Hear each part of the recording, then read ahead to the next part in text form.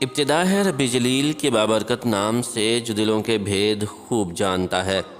دیکھتی آنکھوں سنتے کانوں صابری میاں کا سلام پہنچے۔ ناظرین محترم، اسلامی معاشرہ کی پاکیزگی کی حفاظت کرنا، ہر مسلمان کی عزت، نفس اور روح کی طہارت باقی رکھنا اور اچھے نسب کے لوگوں کو ملاوٹ کی غلاظت سے محفوظ کرنا زنا کے حرام ہونے کی حکمت ہے۔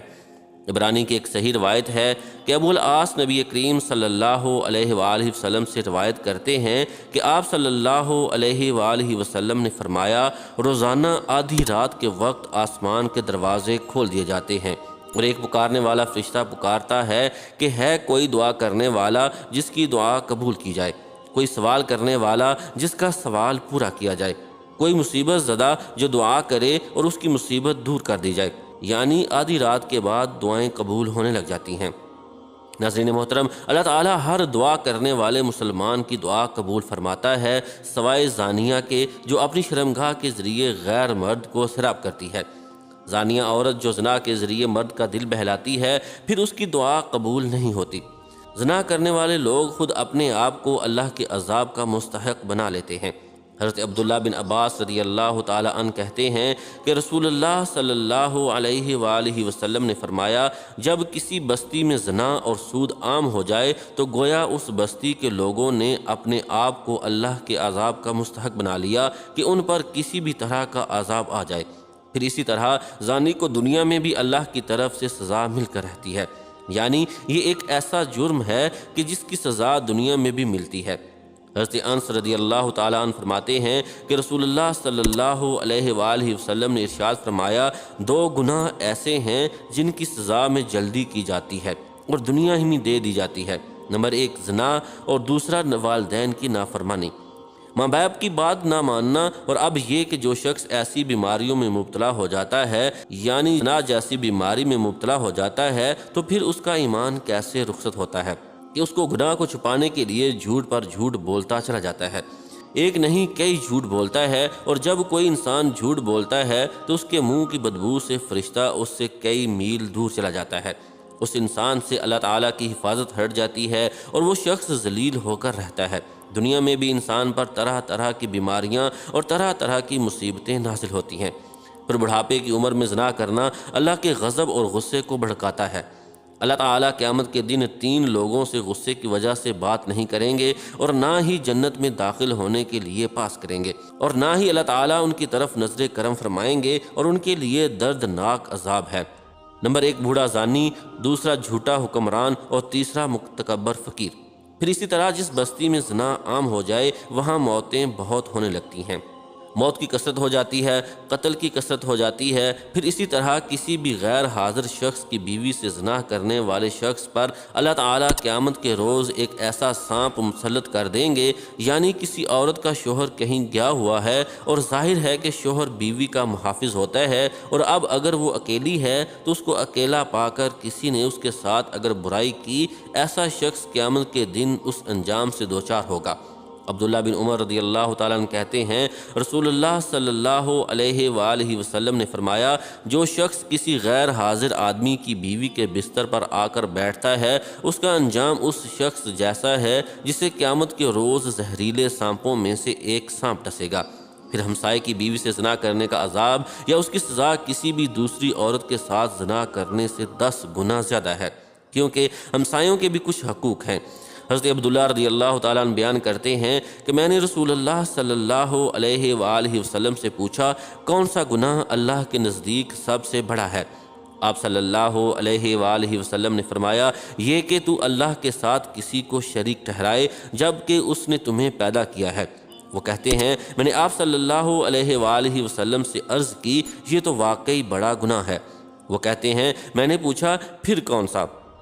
آپ صلی اللہ علیہ وآلہ وسلم نے فرمایا، تو اپنی اولاد کو اس اندیشے سے قتل کر دے کہ وہ تمہارے کھانے میں شریک ہوگی۔ وہ کہتے ہیں، میں نے پوچھا، پھر کون سا؟ آپ صلی اللہ علیہ وآلہ وسلم نے فرمایا، پھر یہ کہ تو اپنے ہمسائے کی بیوی کے ساتھ زنا کرے۔ صحابہ اکرام رضوان اللہ تعالی علیہم اجمعین نے بڑے گناہوں سے متعلق دریافت کیا تو آپ صلی اللہ علیہ وآلہ وسلم نے انہیں سب سے بڑے گناہ کے بارے میں بتایا کہ وہ شرک اکبر ہے، جسے اللہ تعالیٰ صرف توبہ ہی سے بخشتا ہے۔ اگر شرک اکبر کا مرتکب بغیر توبہ کے مر گیا تو وہ ہمیشہ ہمیشہ جہنم میں رہے گا۔ دوسرا بڑا گناہ یہ ہے کہ آدمی اپنے بچے کو اس خوف سے مار دے کہ وہ اس کے ساتھ اس کے کھانے میں شریک ہوگا۔ چنانچہ کسی ایسی جان کو مار دینا جسے اللہ نے حرام کیا ہے، اس کا مرتبہ بڑے گناہوں میں دوسرا ہے۔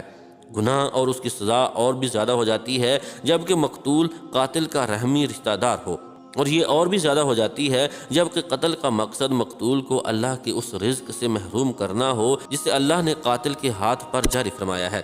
پھر یہ کہ آدمی اپنے ہمسائے کی بیوی سے زنا کرے۔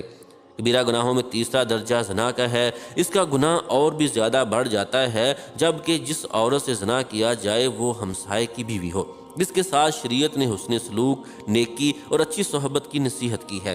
حضرت مقداد رضی اللہ تعالیٰ عنہ کہتے ہیں رسول اللہ صلی اللہ علیہ وآلہ وسلم نے اپنے صحابہ سے دریافت فرمایا، زنا کے بارے میں تمہارا کیا خیال ہے؟ صحابہ کرام رضوان اللہ تعالیٰ علیہم اجمعین نے عرض کی، زنا کو اللہ اور اس کے رسول صلی اللہ علیہ وآلہ وسلم نے حرام قرار دیا ہے، لہٰذا وہ قیامت تک حرام ہے۔ پھر آپ صلی اللہ علیہ وآلہ وسلم نے صحابہ کرام رضوان اللہ تعالیٰ علیہم اجمعین سے فرمایا، ایک آدمی اگر 10 عورتوں سے زنا کرے تو یہ گناہ اس سے کم ہے کہ آدمی اپنے ہمسائے کی بیوی سے زنا کرے۔ ہمسائے کی بیوی سے زنا ایک تو حق ہے، ہمسائیگی پامال ہوتا ہے، اس کے علاوہ کیا وجہ ہے کہ اس کو زیادہ برا کہا گیا ہے؟ اعتماد کا رشتہ ہوتا ہے، ساتھ ساتھ گھر ہوتے ہیں تو سارے راز معلوم ہوتے ہیں کہ کس دن کون اکیلا ہے، کون گھر میں ہے یا نہیں ہے۔ پھر اسی طرح تانک جھانک کے مواقع بھی ہوتے ہیں اور کئی طرح کی خرابیاں اس میں آ جاتی ہیں۔ کسی بھی وقت دماغ سکون میں نہیں رہتا، انسان ایک خوف کا شکار رہتا ہے۔ ناظرین محترم، کیا آپ کو پتہ ہے کہ آخرت میں ایسے شخص کا انجام کیا ہے؟ نبی کریم صلی اللہ علیہ وآلہ وسلم کی حدیث روایت کرتے ہیں، آپ صلی اللہ علیہ وآلہ وسلم نے فرمایا کہ معراج کے موقع پر جب آپ نے جبرائیل علیہ السلام سے پوچھا کہ جو مناظر آپ نے مجھے دکھائے ہیں ان میں سب سے پہلے جس شخص پر آپ کا گزر ہوا اس کے جبڑے، نتھنے اور آنکھیں گدی تک لوہے کے آلے سے چیری جا رہی تھیں تو یہ کون تھا؟ تو بتایا گیا کہ یہ وہ شخص تھا جو صبح کے وقت گھر سے نکلتا، جھوٹی خبریں گھڑتا، جو آنن فانن ساری دنیا میں پھیل جاتی، اور اب تو میڈیا کے ذریعے ایک جھوٹ پوری دنیا میں کروڑوں مرتبہ ملٹی پلائی ہو جاتا ہے۔ اور ننگے مرد اور عورتیں جو آپ نے تنور میں جلتے دیکھے، کتنا ٹائٹ ہوتا ہے وہ زانی مرد اور عورتیں تھیں، یعنی دنیا میں زنا کرنے والے مرد اور عورتیں اس تنور کے اندر آگ میں جل رہے تھے۔ اور تیسرا شخص جو خون کی ندی میں غوطے کھا رہا تھا، ہم نے دیکھا جس کے منہ میں بار بار پتھر ڈالے جا رہے تھے کہ وہ شخص جو دنیا میں سود کھاتا تھا۔ اب دیکھیے کہ یہ ایک ایسی بیماری ہے، ایک ایسی خرابی ہے کہ جس کو افسوس کے ساتھ کہنا پڑتا ہے کہ اس مسلمان معاشرے میں آزادی کے نام پر خرابی بھی نہیں سمجھا جاتا۔ ایک وقت تھا کہ جب اسے بہت ہی بڑی برائی سمجھا جاتا تھا، اور کوئی شخص اگر ایسی برائی کے قریب سے بھٹکتا تو اسے ذلت کی نگاہ سے دیکھا جاتا تھا، اسے ذلت اور رسوائی کا سامنا کرنا پڑتا تھا۔ لیکن اب آپ دیکھتے ہیں کہ عموماً لوگ اس کو برا نہیں سمجھتے، یہ اب معمولی سمجھتے ہیں اور کہتے ہیں اچھا کر لیا غلط کام، پھر توبہ کر لیں گے، معافی مانگ لیں گے۔ لیکن کبھی یہ نہیں سوچا کہ توبہ کرنے کی مہلت ہی نہ ملی تو کیا کریں گے؟ اللہ نے توبہ کی توفیق نہ دی تو پھر کیا ہوگا؟ حضور نبی کریم صلی اللہ علیہ وآلہ وسلم کی خدمت میں ایک خاتون آئی اور کہنے لگی کہ مجھ سے گناہ ہو گیا ہے اور میرے پیٹ میں ناجائز بچہ ہے۔ آپ صلی اللہ علیہ وآلہ وسلم نے فرمایا، میں کیسے مان لوں کہ تو نے بدکاری کی ہے؟ پھر اس عورت میں احساس گناہ بڑا تھا تو آپ صلی اللہ علیہ وآلہ وسلم نے فرمایا کہ جاؤ اور بچہ پیدا ہونے کے بعد دوبارہ آنا۔ پھول جیسا بچہ پیدا ہوا تو بچہ گود میں لے کے آ گئی کہ یا رسول اللہ صلی اللہ علیہ وآلہ وسلم اب کیا کروں؟ تو آپ صلی اللہ علیہ وآلہ وسلم نے فرمایا کہ غلطی تیری ہے، بچے کی نہیں، واپس جاؤ، اسے دودھ پلاؤ، جب روٹی کھانے لگ جائے تب آ جانا۔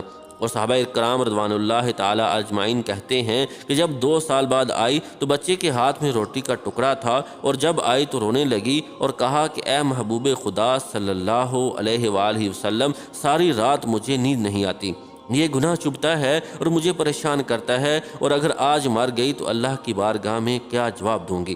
نظر کرم فرمائیں۔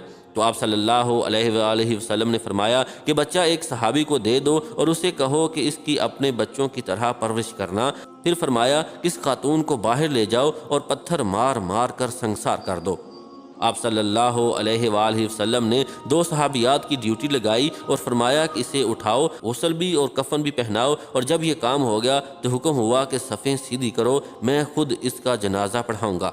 صحابہ کرام رضوان اللہ تعالی علیہم اجمعین نے کہا کہ اے نبی صلی اللہ علیہ وآلہ وسلم، اس کا جنازہ معاذ اللہ۔ تو میرے پیارے آقا صلی اللہ علیہ وآلہ وسلم نے اس خاتون کو معاشرے سے کاٹا نہیں، بلکہ آپ صلی اللہ علیہ وآلہ وسلم نے فرمایا کہ تو نے اس کا مگر کا احساس نہیں دیکھا، اس کی توبہ کا انداز نہیں دیکھا، اس کی تڑپ نہیں دیکھی، بارگاہ خدا میں سرخرو ہونے کا جذبہ نہیں دیکھا۔ آپ صلی اللہ علیہ وآلہ وسلم نے فرمایا کہ اس نے اتنی اعلیٰ توبہ کی ہے کہ اگر ساری امت بھی بانٹ دوں تو اللہ تعالیٰ سب کی بخشش فرما دے۔